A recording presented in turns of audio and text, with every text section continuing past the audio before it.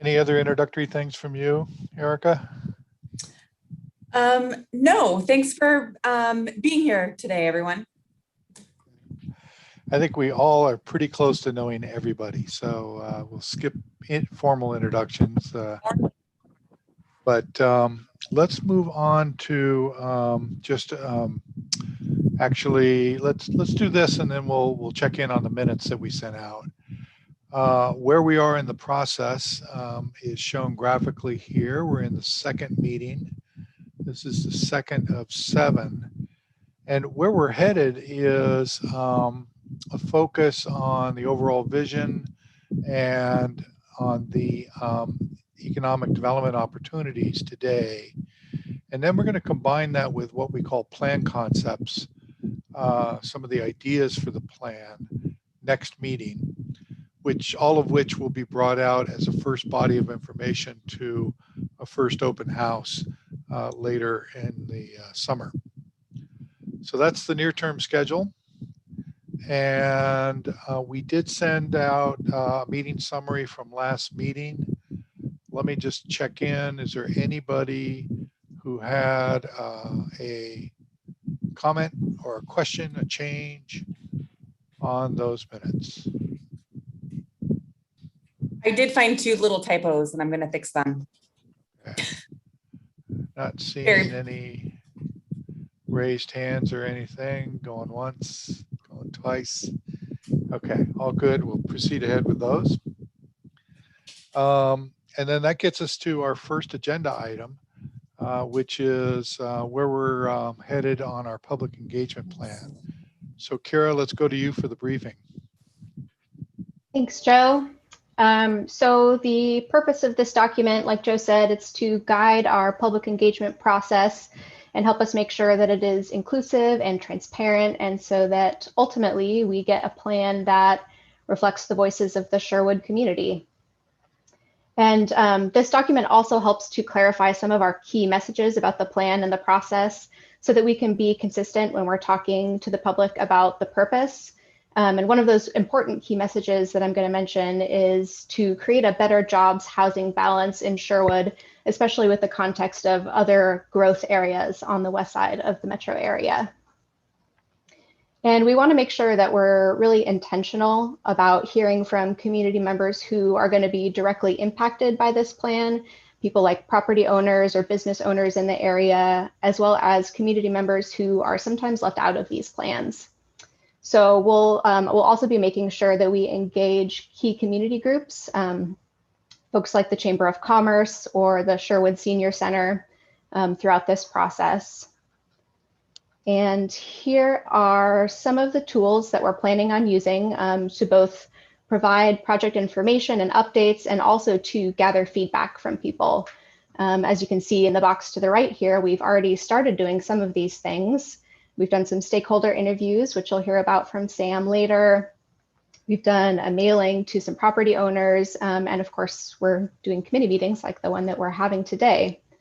And we're also going to be holding a few community-wide events later in this year, including one in the fall, which may end up being in person or online, and that kind of depends on the situation with the COVID-19 pandemic and restrictions that apply locally. So to be determined how that shapes up. But I would like to take most of our time to have you give us a little bit of feedback with the following questions. Do you think that these are the right tools and outreach methods? And I can go back to the list before if you want to look at them. And then also, who else should we be talking to? We've mentioned stakeholders and property owners and some community groups, but who else should we be talking to in this process?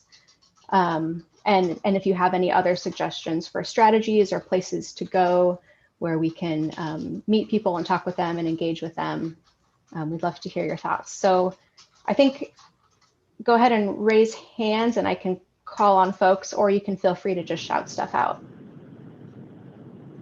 Hi, this is Ryan. I'm on the phone actually, so I can't raise my hand. Okay. Go ahead. So sorry, I'm actually driving. Hopefully I'll be somewhere soon where I can get back on my computer. I just had a quick question because I'm kind of late to the game.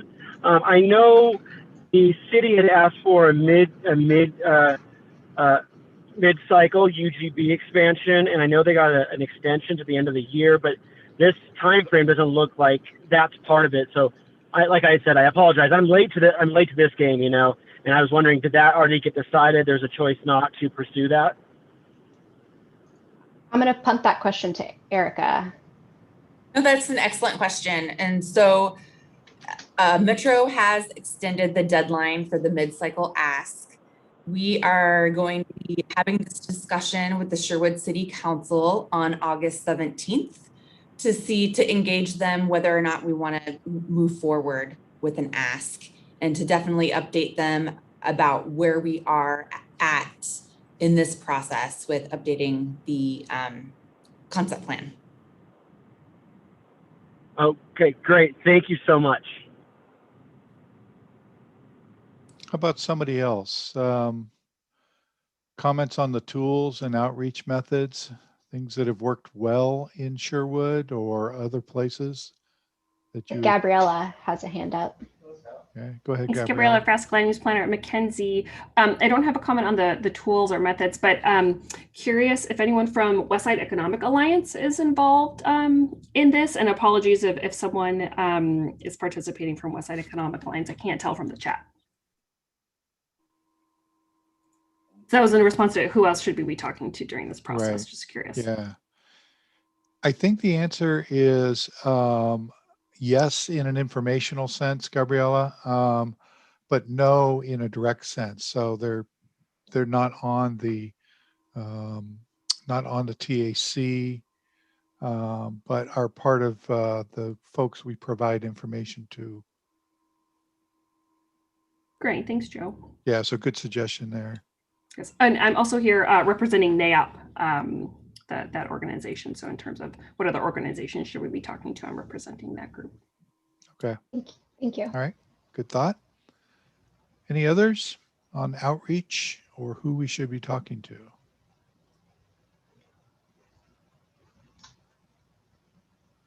One thing I wanted to mention, Joe, is a couple of comments that we received about including QR codes on mailings and flyers that link people to the project website. So that was one suggestion that we received via email. And it looks like we might have something in the chat too. Yeah, Kara, let's back up one slide. Oh. That's what the request is. Yeah, there you Just go. to remind ourselves of.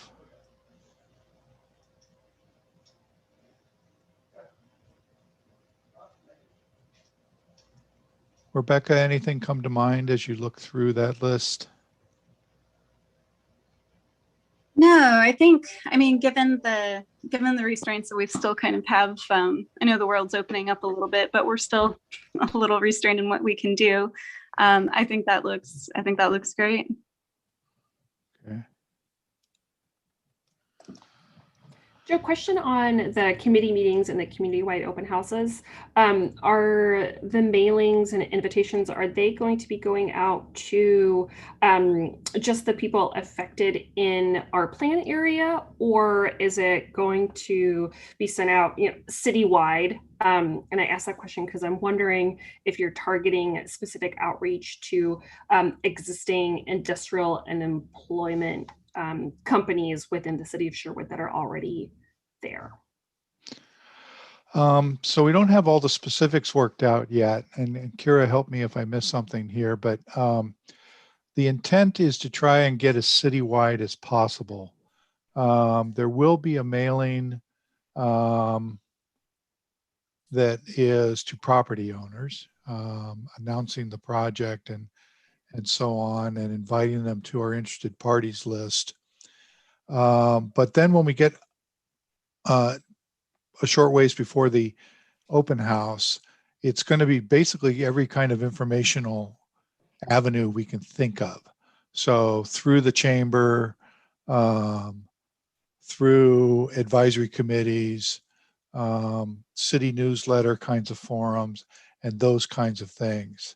And if there are specific ways that are good ways to reach the industrial employers and those kinds of folks, do let us know.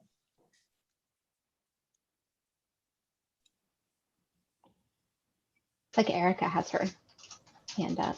Erica, go ahead. I just want to say that one of the tools that we have used and has been an excellent tool for us for engagement is using our online email distribution list for our utilities here in Sherwood. So everybody that has a utility account with the city of Sherwood would receive an email or an invitation to an open house or some kind of other informational flyer that gives them information about this project. Good. And just one note on what you mentioned, Joe, we actually already sent out a property owner mailing. So that just went out to people who live in the area like a month or two ago. But like you mentioned, any kind of advertisement of these community-wide events, we're going to try to get that out to as many people as possible. Renters. How do we reach renters? Good question, Glenn. The utility type mailings, do they have any way that they reach renters? Usually those are grouped to the owner or management. That's a great question. And I can look into that. I don't have the full answer. Yeah.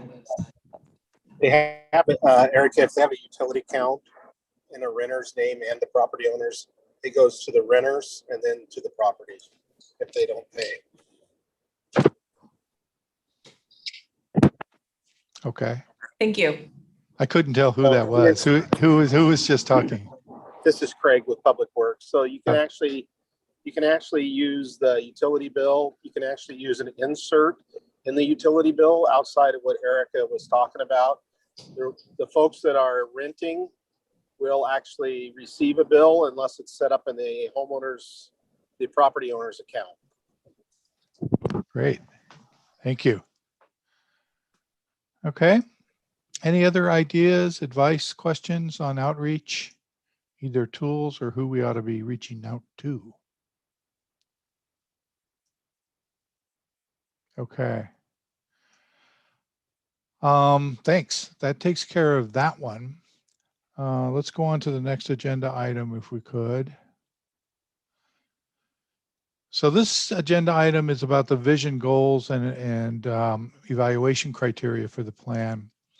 And this is really our first step towards updates. So if we go to the next slide, please.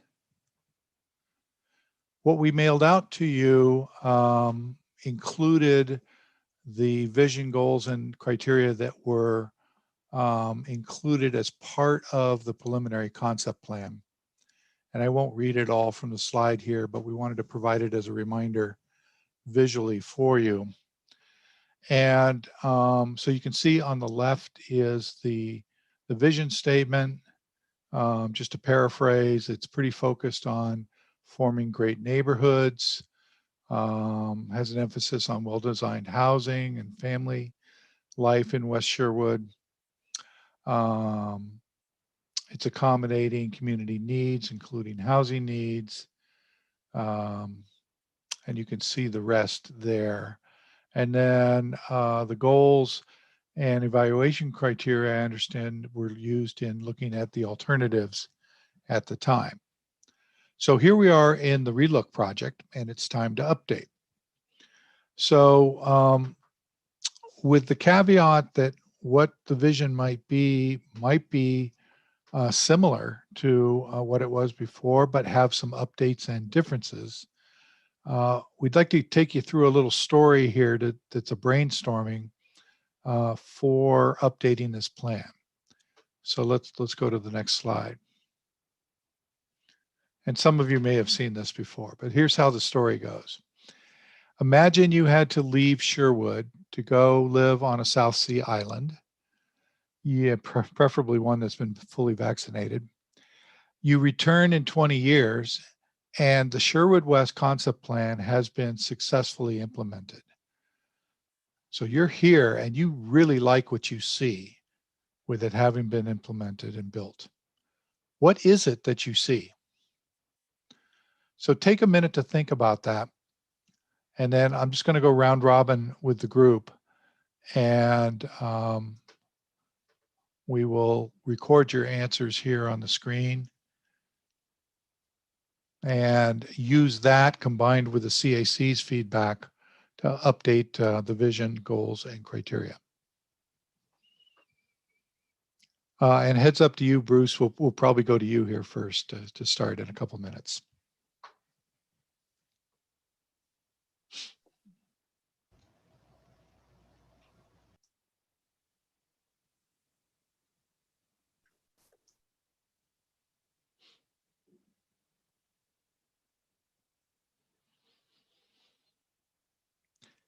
Okay, Bruce, since you're first, we do get to come back to you in case there's something you want to mention later. But you've come back in 20 years. You like what you see. What is it that you see in Sherwood West? Well, I'm the economic development manager for the city, but I do think of this as a complete community. I think that's really important that we have a mixture of land uses. Obviously, I'd like to see this as a strong area from a fiscal point of view, and from a fiscal point of view and an employment point of view, it's going to be very critical that it includes as large areas as possible for the growth of technology parks and other advanced jobs that are really jobs of the future in a sense. And I can see this as an area that really serves as a growing area for employment and for particularly companies that are looking for, advanced companies that are looking for sites. And this could be a whole variety of technology type companies. So I could see opportunities for that kind of growth in this area. And I think it's very important that be actively planned and because the entire Portland region is running out of land for that type of development, and this region needs to be more competitive. Okay, thank you. I'll just go right down the list here as it shows in the list of attendees. So Chief Groth, you come back in 20 years, you like it? What do you see?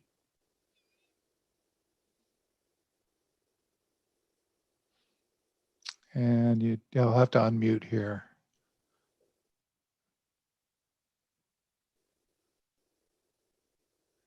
Maybe the chief had to step away. We'll come back. So let's, Chris Faulkner, let's go to you. Hi, yeah. Sort of thinking about that, I think a lot of what Bruce said makes a lot of sense. I think, coming back in 20 years, it's a place that definitely exists with Sherwood, but still has maybe its own identity. It's got some commercial, has a good mix of residential parks. And so, it's a place that definitely feels Sherwood, but a place that folks living there also feel like they really have their own place as well. I know it's using the word place an awful lot, but that's kind of what I see. Okay. All right. I'm going to need help on the name here because it's shortened on my list. Apologies for that. E. Christophic. Hi, I'm sitting in for Larry Klimek, the project leader for Tualatin River National Wildlife Refuge. Oh, okay. Hi. I'm the deputy project leader, and Larry's going to retire at the end of April. So until we get a new project leader, I'm kind of taking over his kind of list. But I guess from the refuge's point of view, I think if there was a way to create walkable spaces that link to the refuge as opposed to folks thinking they need to drive there, that would be really great if we kind of incorporated. I know there's already a concept of a trail, but if there's ways to kind of connect the refuge to other parts of Sherwood without using a vehicle, I think that would be awesome. Okay. And then also making sure that, like Chicken Creek, because it's going through the refuge eventually before it gets to Tualatin, making sure that we're protecting those kind of waterways. Okay. So I'm thinking about sustainable way of building infrastructure. Great. And could you tell me your first name, please? It's Eva. Sorry. Eva. That's all right. EVA. All right. Thank you, Eva. Okay, so let's keep going here. Gabriella, I think we're up to you. Thanks, Joe. I'd echo what Bruce said, but in addition to that, I would see probably a lot of self-driving cars and maybe some robots running around the city. Not a lot of parking lots, given that we'll have all these autonomous vehicles and more buildings instead of parking lots. And from maybe a selfish personal standpoint, would love to see a destination wine development with maybe a bunch of tasting rooms, restaurants, a hotel to extend our successful wine region further closer into the urban core. Okay, great. Thank you. Glenn, what do you see when you come back in 20 years?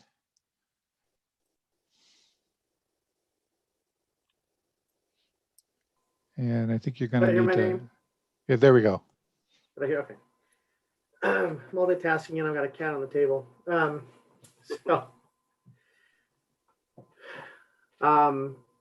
going to say that the new neighborhoods are really well integrated economically. So a mix of land use types, so that kids with different backgrounds are walking to school together. And I think, as someone else mentioned earlier to me, maybe it was Bruce, there's activities, access things nearby. So there's need for long travel is minimized. And Highway 99 is very well access controlled and not full of driveways where the danger points and pinch points are. So the access management is improved greater in other sections, but in this section, I think we have a clean slate. So we start from scratch. We don't make a mistake. Okay. Thank you. I did pass over Erica in her project manager role, but let's go to Joy. Joy, what do you see? Hi, everyone. So I see lots of trails, open space, both usable and non-usable, a variety of housing types, the whole aspect of walkable communities, safe routes to school. I also see a connection somehow that connects both sides of Pacific Highway or Highway 99. And I know that we have concept plans in regards to pedestrian bridges. So I'm hoping to see something like that connects the two different communities. And ideally, I also see, to be a complete neighborhood, I also see small neighborhood commercial aspects so that people can walk to these commercial nodes, be it like a Starbucks or a coffee shop, so that they can stay within the community and travel without cars, so more active transportation. Mm-hmm. Okay, great. Thanks, Joy. Let's go to Kristen. What is it that you see? So I actually see a lot of the same that Joy just mentioned, a very walkable area with a lot of connectivity, trails and parks, both passive and active parks, connection to the refuge, access over and or under Highway 99. And then just the ability, to walk to either restaurants, coffee shop, just access to all parts of Sherwood. Okay, all right. I'm going to stay with committee members here. So Matt Craigie, what do you see when you come back in 20 years? Hey there, sure, yeah. Bruce, you let it off well there. I think you set a good set a good start for all of us here, because I'm hearing a lot of similar things to the things that I've been thinking about. So I think the comments about an area that ties in well with existing areas, I think that's great. I guess I would build on that to say that It would be awesome if this expansion area tied in well with the other expansion areas that stretch to the northwest across the current UGB. I think we have a lot of concurrent expansion areas in Tigard. We've got South Cooper Mountain and others. I'd be interested to see how those are tied in with efficient road systems and with multimodal options. I really like the active transportation idea. I think that's terrific. On the kind of economic development lens, I think the tech park idea is really exciting. I would like to see a tech park that's well integrated into the high-tech supply chains across Washington County and the region. So those are some conversations that Bruce and I have been having about South County businesses and how they're better linked to things that are happening in Beaverton, Hillsborough, and elsewhere. And then I think to echo someone else's comment here, a range of housing types that better align with variable types of households that we have today, and try and show are continuing to change. So not just single family homes that work for some households, but a whole variety of housing, whether it's ADUs or attached housing and the like. Okay, fantastic. Michael Weston, tell us what you see. So I think just to echo what a lot of the folks have been talking about here, I think you have a unique opportunity to tie into some of the natural areas there with the wildlife refuge just there to the northeast, a series of trails and connections in that direction. I think Roy Rogers is going to be a busy street, so I think there's a lot of opportunities there for some commercial core and some integrated, like self-contained cities. I think Bruce was talking earlier about complete communities. I think mixtures of those kind of land uses will really help do that. I think you're probably going to have some schools, well, maybe a school here or there, probably elementary. I think you just put in a new high school down just south of there, so I imagine that will be able to accommodate a lot of this growth. Sherwood is famous, in my opinion, for great walkability and parks, and I can't imagine this area going in without a series of parks and trails and things of that nature as well to improve that livability in those areas. So, and I think somebody mentioned it earlier too, but autonomous vehicles are the wave of the future, and I definitely see that coming. I'd like to see these houses integrated with smart technologies. So, if you have an electric vehicle, it plugs in. We have autonomous routes perhaps that we have to plan for. Perhaps those are in place and operable by the time that 20 years is up and we come back. But I do see this area probably, mostly developed by the end of that 20 years. And I see Roy Rogers as being kind of a major arterial going through that area, probably going and collecting a lot of the it's kind of the northwest to southeast and vice versa corridor. So that's about all I got. All right, thank you, Michael. Let's go to Rebecca.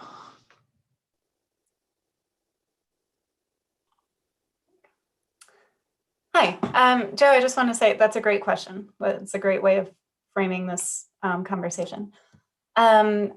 In 20 years, I would like to come back to this area and see that the area feels cooler than the rest of the region because mature street trees, mature trees in the area have been preserved, and the city has worked to increase its tree canopy cover, and it has minimized the number of surface parking lots to, I think, Ava's point before. We might have less need for them in the future, and they contribute to the urban heat island effect. So I think that planning with an eye to increasing temperatures in the future, I'd like to see that Sherwood had been thoughtful in that regard. I'd like to see an emphasis on middle housing, maybe even more middle housing than straight up single family housing, the kind of gentle density that will preserve the neighborhood character of the community, but also create a robust customer base for small neighborhood commercial and the new commercial development that we hope we will see. And finally, I'd like to see that the area has made very efficient use of its space. There's no underutilized areas. There's no dead areas. We're using every part of this every part of this expansion to its highest and best use. Okay. All right. Thanks for those thoughts. Tom Mooney. There we go. Well, from an emergency response perspective, we obviously would love to see connectivity, east-west, north-south, just so that we can get in and get out as easily as possible to any type of emergencies, whether it's medical or fire. There are some neighborhoods that currently have basically one entry into the neighborhood and one way out.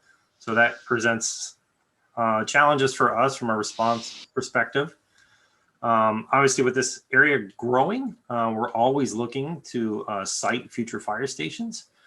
So if our data starts to say that we need a fire station in this area, we'll definitely obviously look at that real closely. But hopefully in 20 years, we'll be able to, who knows what fire stations and fire apparatus will look like. Who knows? Yeah, we could be, like there was a mention of autonomous vehicles. Who knows? We could have autonomous fire engines. Who knows? Maybe the robot just shows up and you climb in the back and off you go to the hospital. So who knows? Okay. Thanks, Tom. Yeah. And then Chief, let's go back to you. If you're there, go ahead and unmute and let us know what you're thinking.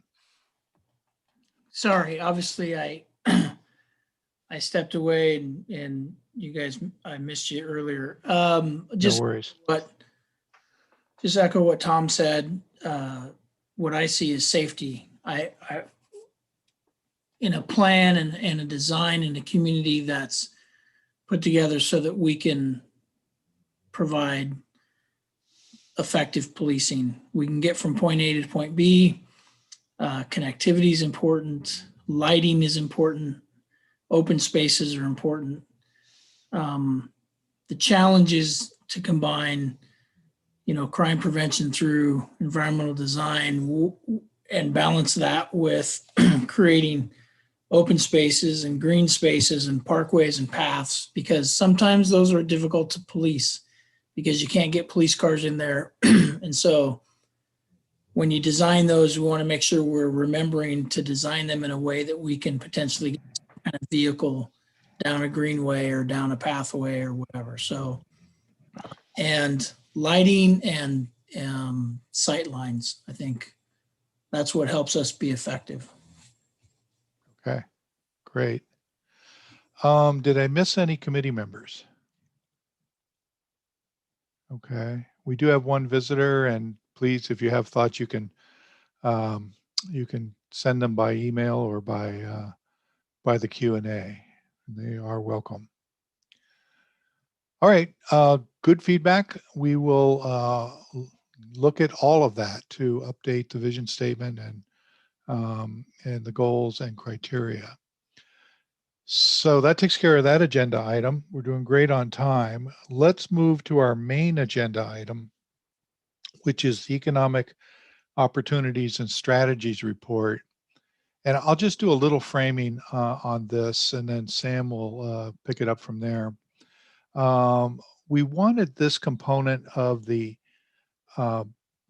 scope and of the work to build on what we discussed last time. So last time was kind of an existing conditions and trends and where's the market going and what are the updates that are important as a foundation of information.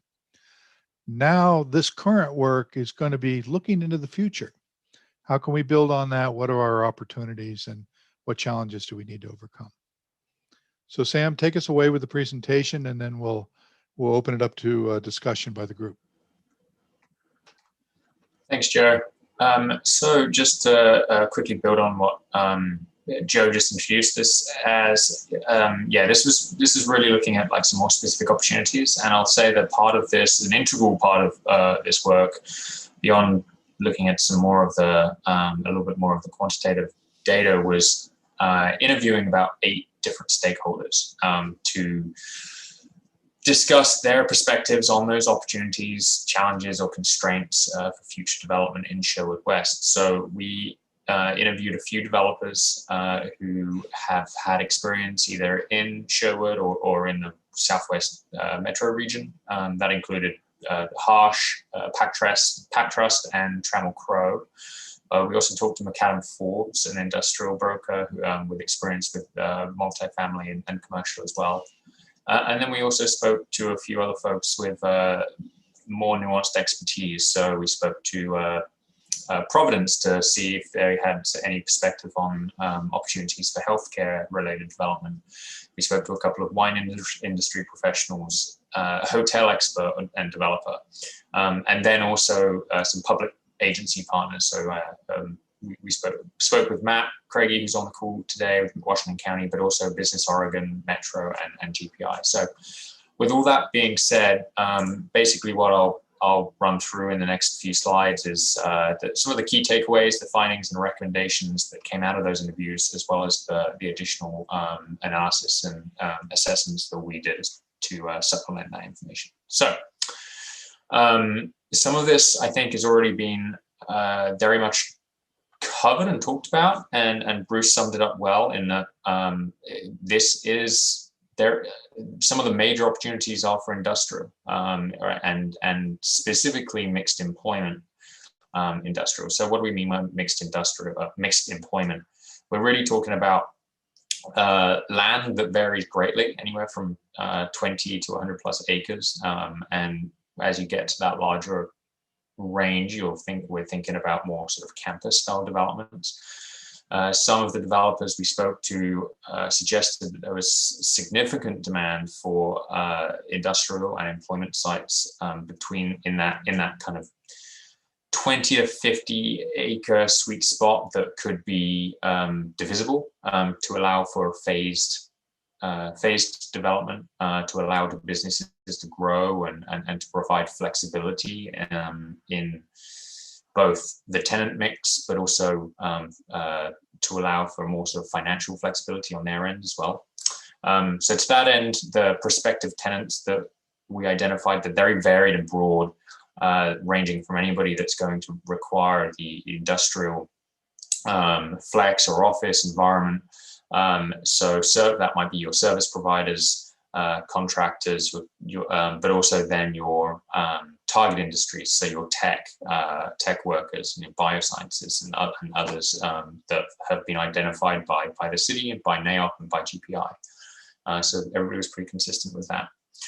There are some pretty significant constraints that I'll talk to in a couple of slides, but specifically property ownership, recognizing there's a lot of property owners here, so land acquisition and assemblage is going to be pretty critical. There's a lot of steep slopes that make a lot of development challenging and limit industrial development in particular to certain locations.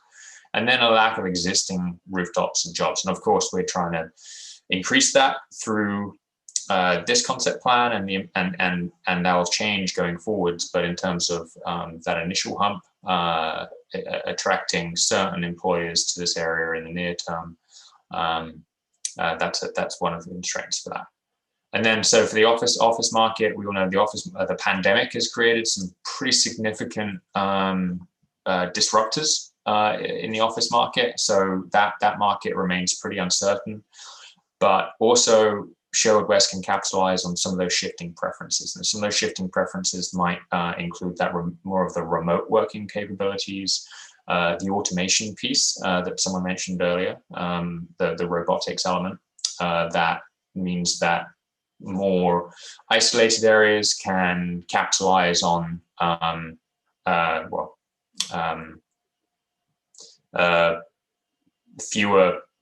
catchment area that isn't as accessible to a greater number of employees. And then others as well, just a general preference for more suburban areas with a mix of uses and amenities. Of course, we're not just talking about industrial here. The residential growth in the area, including these UGB areas to the north, as well as Sherwood West and the Brookman area, that'll all drive pretty significant demand for what we call neighborhood nodes or convenience commercial. So anywhere from grocery, restaurants, and specialty stores. There was a major need for some of those elements, as in particular independent restaurants, specialty stores that help drive those placemaking pieces. And then finally, developers really want that transparency and that certainty. So whether that's in the regulatory structure, understanding what the timeline is for land and that process of bringing land in, and then the infrastructure piece, knowing how that infrastructure is going to be developed, who's going to be developing it, and just knowing what that plan is pretty critical. So if we go to the next slide. So I'll just spend a minute quickly talking about some of the recommended development types that came out of this. And there's a lot there. They're varied again. It's that multi-tenant flex and mixed employment space. So there's a couple of examples to the right there. One is already built in Tualatin, and on the bottom right is the Tonquin employment area. One of the conceptual diagrams for that site as well. So those are considered sort of top priority or top the most in demand development type that the city might want to capitalize on, but also the campus piece. There may be select opportunities to build out a campus style development, and maybe that's primarily built to suit for a single user or a few users. And then on the retail side, that convenience or community serving retail center, as well as mixed use buildings. So recognizing that there will be opportunities here outside of those primary employment centers to develop retail, develop restaurants, have other more professional services office and similar development types as part of that kind of that Main Street mixed use, more community serving development types. And then finally, in talking to one of the hotel developers, recognize, and the wine industry as well, we recognize that there's a significant need, there's a missing piece in Sherwood at the moment for a mid-scale or independent or even like boutique hotel. But also recognizing that that's not necessarily going to be one of the first development types to come along. It probably will need to wait until a little bit more employment growth happens, and a few other pieces kind of fall into line as well. So next slide. Excuse me. So the locational considerations, just wanted to highlight a few here. On the map on the right, you'll see really just demonstrates the topographical conditions that are going to cause some of the key challenges. Of course, industrial, when we think about industrial, we are really thinking about land that's less than 5% slopes, and everything that you see in orange or red is 10 or above. So it's not even showing the 5 to 10% slope piece. So we're really thinking about the northern part of Sherwood West as really the only significant area or opportunity for large scale and industrial development. There may be some opportunities elsewhere to a smaller scale to get into that sort of 20 to 50 acre range, including down toward Highway 99 and around the high school there. Highway 99 is the only area that has that highway access, of course. So we understanding that there may be some users that you will want to maintain that area for that are transportation dependent, but maybe it's also that convenience-based retail that really value the access and the visibility on. And then to that end, there may also be a hotel element that requires that visibility piece as well. And then the high school, around the high school, probably limiting to a lower intensity development types, including kind of office using tenants or community serving retail that fits into that sort of knowledge-based node or area surrounding Hayden and Kruger Road there.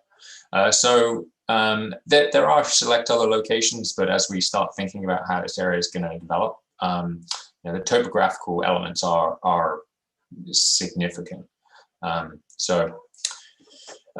With that brings me to my next and final slide, to just think about how to be strategic and talk about some specific recommendations here. So flexibility is key. That's what we heard, primarily zoning flexibility, but also in the approach and phasing for infrastructure. So we heard time and time again from various stakeholders that they don't recommend a city dictates uses, but rather provide limitations on uses that may be undesirable. So there are examples throughout the metro region where cities have tried to dictate those uses or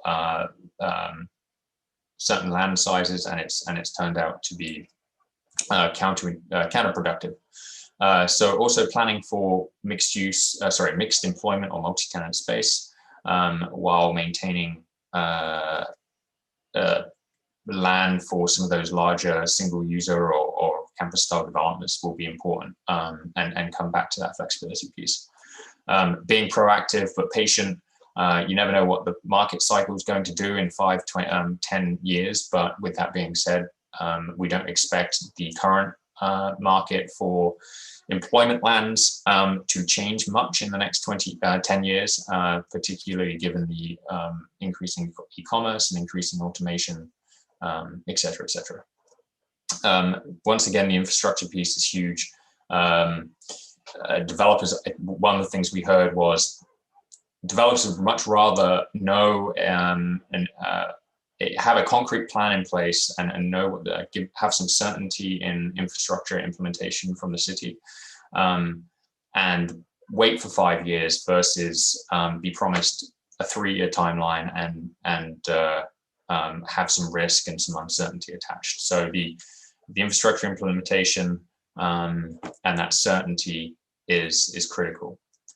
Of course, investing in talent and quality of place is going to bring and create an environment that is going to attract, make sure a quality place to work, live, and continue to attract employees because of that. And then the land acquisitions piece, as I've mentioned already, the property ownership, the sheer number of property owners, the often irregular shape and challenging topography of the area might require land acquisitions from the city. So that's something that we should be considering as well. And then to that end, just a toolkit, incentives and tools, both from a marketing point of view, so potential investors understand what their options are, and what's being offered both by the city, but also that what's available from other sources is important to help some of those things happen. And then from the locational standpoint, we're really thinking about 2 major areas for employment land development, and that's the frontage along 99W, which is just less than a mile, and then North Sherwood West. So that's pretty much all I've got. So I think we've got the rest of the time to discuss anything and get into more detail. Sam, I saw that Bruce already put a question in the chat. Let's start with that one. Bruce, go ahead and state your question. Well, actually, I had 2 sort of related questions. Obviously, we don't have a higher education facility in Sherwood, so starting with the high school, I mean, the high school really is an amazing anchor for this area. And they have very strong STEM programs and very strong, what's been called CTE, career technical education. And I'm wondering if there's an opportunity somewhere, and if we've seen a model that somehow ties a high school as an anchor. And I think I've seen it in, I hate to mention California, but in Irvine, where you actually tie your high school somehow physically to maybe some areas of tech incubation, small tech incubation. And maybe that's part of a career path that could be related to a high school. Just a thought. And then the other related thought is, there's a lot of higher education in the region, and maybe maybe there's no market for more. I have no idea, but I'm wondering, as part of some of the office analysis, whether, I mean, I've come across some examples where you have multiple schools, maybe in one office building, maybe satellite facilities. I'm making this up, but a small facility for University of Portland, which is fairly far from here, or something of that sort. Those are just some questions that I have. Sam, any thoughts on either the high school connection or the latter idea? Well, the first one I've seen, I think, pretty consistent with you, Bruce, in that I've seen a lot of partnerships with high schools through K-12 vocational programs, but I don't know if I've seen that translate to actual real estate opportunities. So I haven't got too much to add to that, but we will certainly look into the Irvine piece. And then as far as higher education facilities, I think on a similar end, I've seen a lot of, I've seen colleges put kind of satellite spaces in downtown environments more so than anywhere else in the past. So, that's not to say that there are not opportunities for that. I think there are, especially if we can make the play with make the tide a wine country, and if you see some more sort of manufacturing opportunities, or as this area becomes a tech cluster, then maybe there are some opportunities that are tied to that, and I think to an extent that's possible. Yeah, totally. I think, though, we may be looking at that as fairly small scale or moderate scale, so a 10,000 square foot space or something. Right. And Glenn offered an example in the chat that's happening up at the Scappoose Airport. Interesting. To get back. Yeah, and Joe, this is Chris. I would add, Sam and I both worked in the Tiger Triangle area. There were, for a while, there were several tech schools that were located in that business environment. I know some of them there's been kind of a trend over the past few years of tech schools going bankrupt and having trouble. But so I think it would make sense to look to some of our established local universities to the tech school market. And I like Sam's idea of thinking about viniculture and working with the wine industry as a potential angle for that, as well as the, high tech, so you can further draw that Washington, the Hillsborough energy. Okay. And I don't know if, Matt or somebody else might have some ideas as avenues to pursue that. Matt, anything on that topic?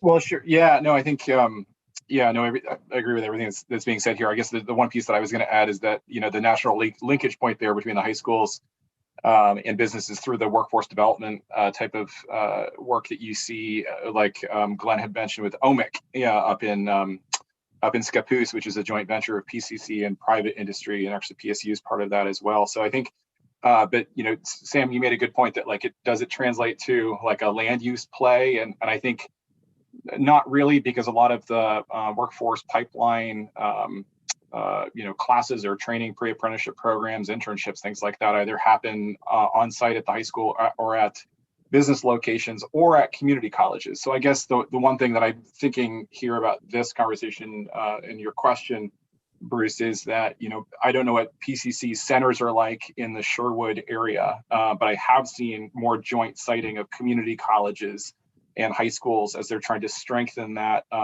pipeline work of getting middle school kids into summer programs and pre-apprenticeship programs.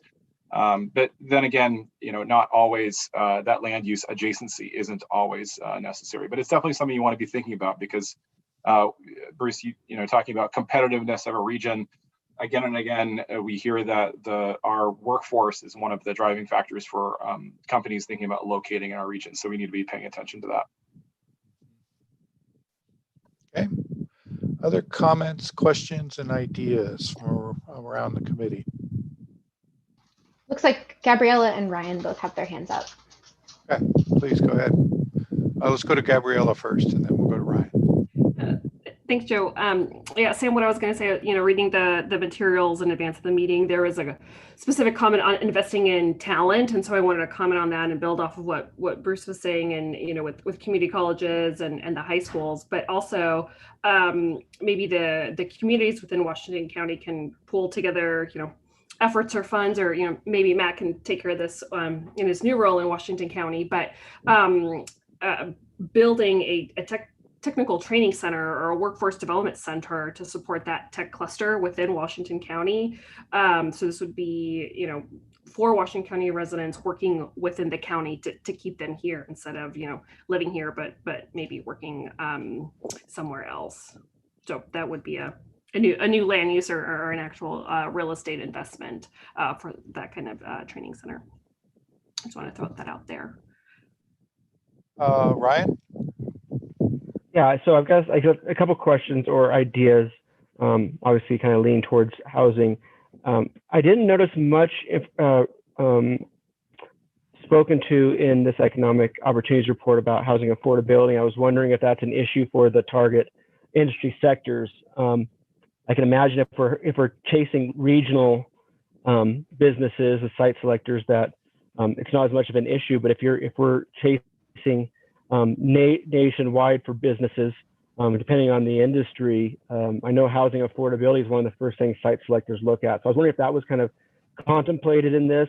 And then the follow-on question to that would be, if that is the case, is there an argument to be made about timing of one should precede the other to help develop or fertilize or initiate a better outreach to gain economic development in target sectors?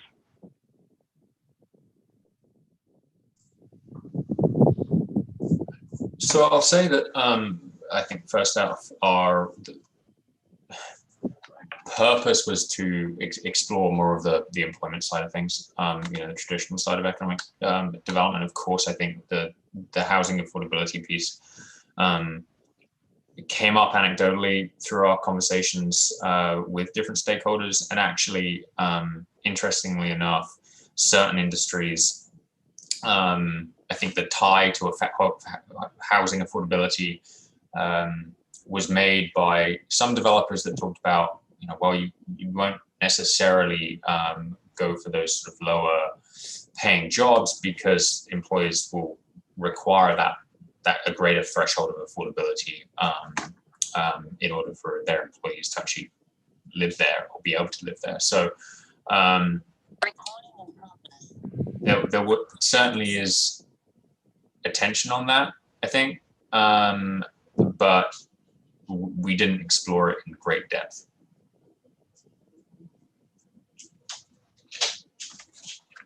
Okay. Let's see, any other comments or questions from around the committee? I have one while people are thinking. Kira, let's go back to the map. And I just want to sort of rephrase some of the recommendations here. I don't know if your cursor works to point to things, but up at the north end of the project area, the report was clear, Sam, that we've got flat land, large ownerships, good transportation access, or at least to the immediate roads. We're a little distant from I-5, but that's kind of the nature of the area. And so that is the area that you're saying is the prime candidate for mixed employment uses, that we should be looking at that site, basically kind of reserving it for a broad range of mixed employment types: manufacturing, warehousing, flex, office. Was I hearing that right? Yeah, that's right. And something I'll quickly add to that is, I think that just to come back to the housing affordability piece, the other benefit of this site is the fact that there is so much housing growth happening just to the north. So that's recognized as a major benefit of putting a pretty significant employment area in this, well, employment center in this area. Just having access to that talent base. Yeah. Okay, we need to dig into the details on infrastructure provision, but Bob was helpful last time to say we got some challenges, that water sewer isn't there, or improvements are needed, better way to put it, to get the ready area shovel ready. So my question is there a model you can think of where a city has overcome that, like proactive provision of infrastructure or some sort of reimbursement district financing? What, looking ahead, assuming we kind of color the map appropriately, what are the key steps to get infrastructure to this unserved area? I think the best example I've seen, the most fiscally responsible and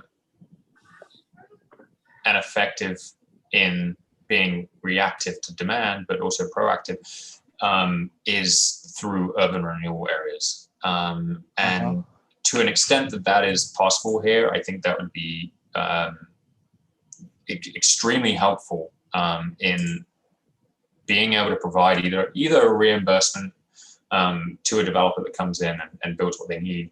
I think a lot of the time the challenges in being proactive is that the build it and they will come approach isn't necessarily the right approach for certain users, and each user is going to have specific requirements in terms of water, power, gas, what have you. So certainly getting those mains in, we can do, but urban renewal, I think urban renewal area or something similar would allow the city to be a little bit more flexible and reactive to demand. Okay. Next question is about the central area. The little square on the map, if memory serves, is the high school there. So Kruger Road is on the bottom. And when I think about the vacant lands that are north and south of the high school, your recommendation, your suggestion that office uses could have a relationship to the school and visibility from 99 tells me that those parcels south of the school are really the ones that would be candidates for office use or a flexible office type of land use concept. Is that correct? Yeah, that's correct. Okay. Yeah. All right. And then rounding it out down at the south end, down by Chapman Road, down there, we've got some good visibility to 99, not a ton of land. So it's flat, close to the road, starts to go up. So our acreage is limited. So the previous concept plan kind of envisioned tourism related commercial development there. And is that where you think the study has pointed for that area as well? Commercial, yeah. Hey, Joe, This is Glenn. If I could add in real quick. The previous concept described a gateway in this area. It did not show access to 99. I researched and found that indeed ODOT does own the access rights, deed restricted access all along this section between Kruger and Chapman. So there would be no driveways in the future. Right. On that side. Right. Access would be focused at Chapman. Yeah. Yep. Okay. It's kind of the 3-node concept here for your set of, once we attach your recommendations to the land, that would be my summary. Okay. There's also a comment in the chat from Bruce saying, since there is a tremendous need for the creation of land for jobs in the Portland region, do you have a sense of how much land should be planned for tech and employment development, and how will that be determined? Without giving a specific number, because I think that comes back to the flexibility piece. As much as you've got, right? I mean, what we heard was 100 acres, 150 acres, 200 acres, even that would be a drop in the bucket. That would get, if the city had that next week, it would get that had a provision for infrastructure and it was ready to be developed, then it would be swept up in a heartbeat. So, given all the elements, the things that Joe just mentioned, we haven't got a huge amount of land to play with for industrial development in the area. So pretty much everything that we can get our hands on, I think, should be targeting that mixed employment approach. And so whether that's 200 acres or 300 acres, I think that's your number. The flexibility is key. 20 years is a long time. 100 acres is in demand now. So over 20 years, it's going to be significant. And Bruce, I'm kind of thinking we let the land inform us on that question. If we look at the northern quadrant there, we can easily map everything that is under 5%, and then sort of try and then marry it to property lines and logical breaks in land use. And that ought to give us a pretty good guide. We won't be able to get up to several hundred acres up there, but we might be able to get up close to 100. Okay. What else? Comments, questions? Oh, here we go. Back. Maybe these were previous hands that were up. I see Ryan and Glenn. Did either of you have a new one? Oh, I did not. Sorry, I forgot to take my hand down. No worries. How about you, Glenn? Did you have another thought to offer?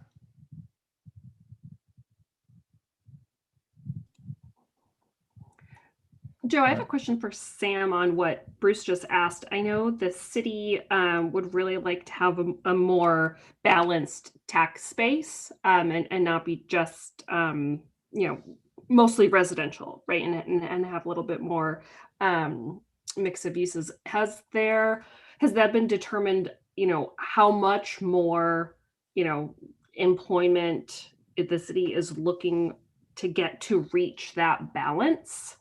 Is it, I don't know, 1 million square feet of employment, 5 million? That might get to that acreage requirement. And what I'm getting at is if we know that, can we tell the city council that this revamp here will get us halfway there or 120% there of that goal?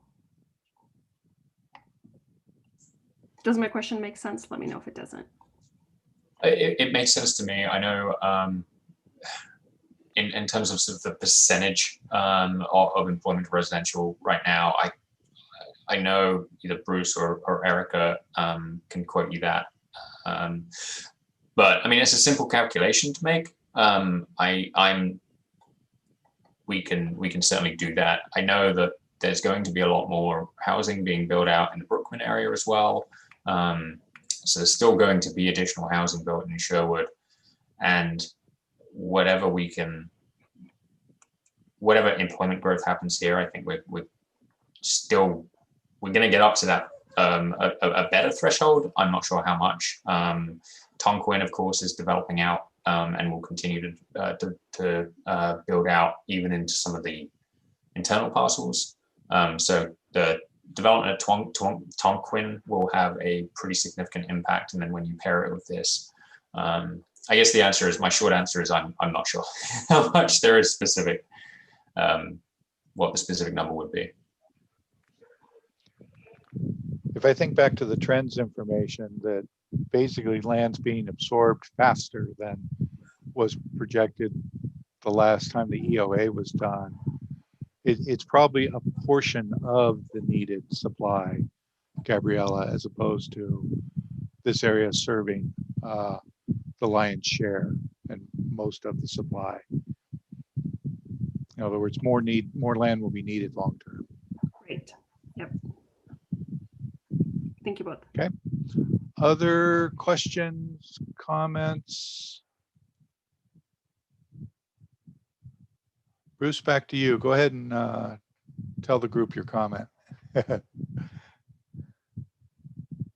So I'm just wondering, there's some, I mean, I'm not sure how to get into all these areas, but there's some really, looks like beautiful areas in the western parts that are hilly, that sort of overlook the winelands, the wine country. And I'm just wondering, obviously, this is not something you can do a market study on, but whether, if we could find a developer.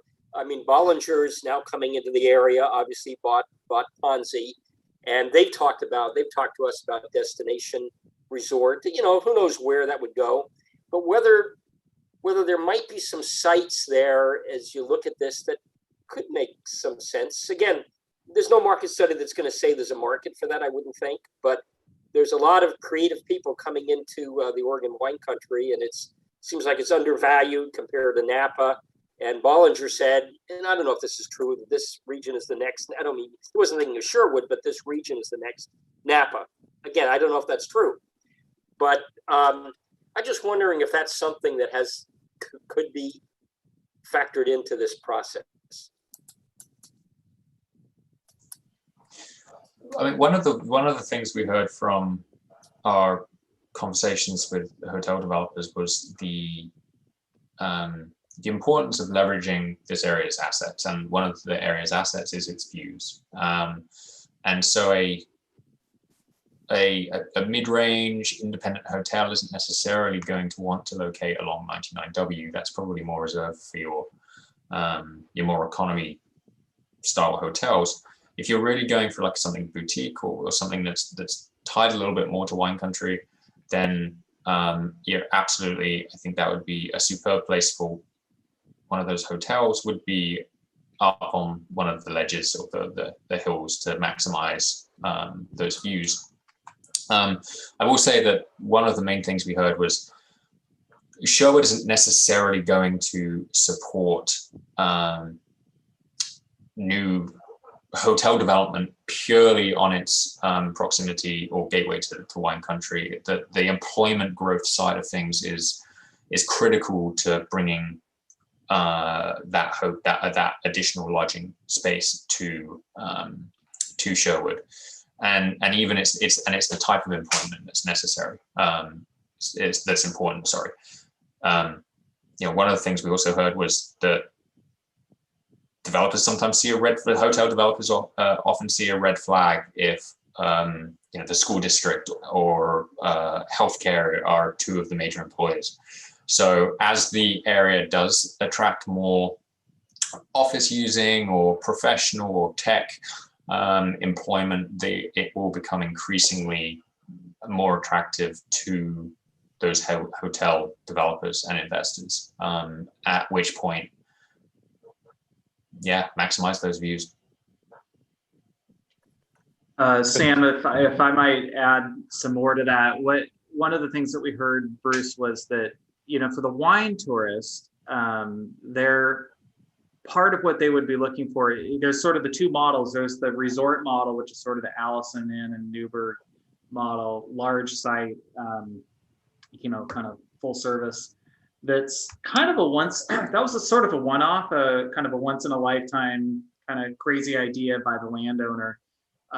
Certainly not, like you said, not supported by market analysis or market driven. And then you have sort of your more boutique wine tourist oriented ones. And those two things are going on. One, the market is not yet tapped out in some of your existing wine communities like Dundee and McMinnville. And so I think the market's going to probably go there first. And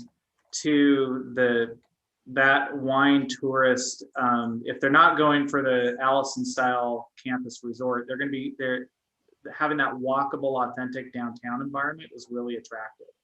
And I think where we would see and potentially encourage the city to look for that next boutique hotel would be in downtown Sherwood, not necessarily Sherwood West, because you do have a really attractive pedestrian downtown that could lend itself really well to that piece of the market. And then later on, as Sam mentioned, as you do get employment and that can provide that base of room nights, then they might look for a project out in Sherwood West, assuming that there's land left by that point in time. I mean, that's one of the things right now is that one of the surprising things that I heard in the interviews that I was a participant in is going into this project, my knee-jerk reaction was going to be that, being far from I-5, not being able to front onto 99 is going to make this kind of a non-starter for most employment. But what we really heard was the market is so starved and across a broad range of industries that really, if you make flexible industrial land available here, it will get used up, and its location away from transportation may narrow some of the types of businesses that will pick it, but not so much that it doesn't become viable. Chris, your comment about downtown being sort of part of the attractor for wine tourists certainly fits my own experience, having been to the city of Napa a number of times. At night, the restaurants, the bars, just the town center is lively and part of the experience that people are there to and that's a travel and marketing do. tool for the community as a whole that would help continue to draw employment to Sherwood West, just even if it's not located in Sherwood West. Right. Okay. Any others? Last call for ideas. We're doing fine on time, but we may be kind of winding down on the comments here. Okay, Sam and Chris, thank you. I think we've got a really great start on kind of building the plan concepts here. So that is it for this agenda item. And that really just gets us to, I need a reminder here, Erica. We list public comment for the TAC, but that might have been a carryover from the CAC. Are we doing any public comment is my question. We haven't received any public comments. Okay. Oh, that's right.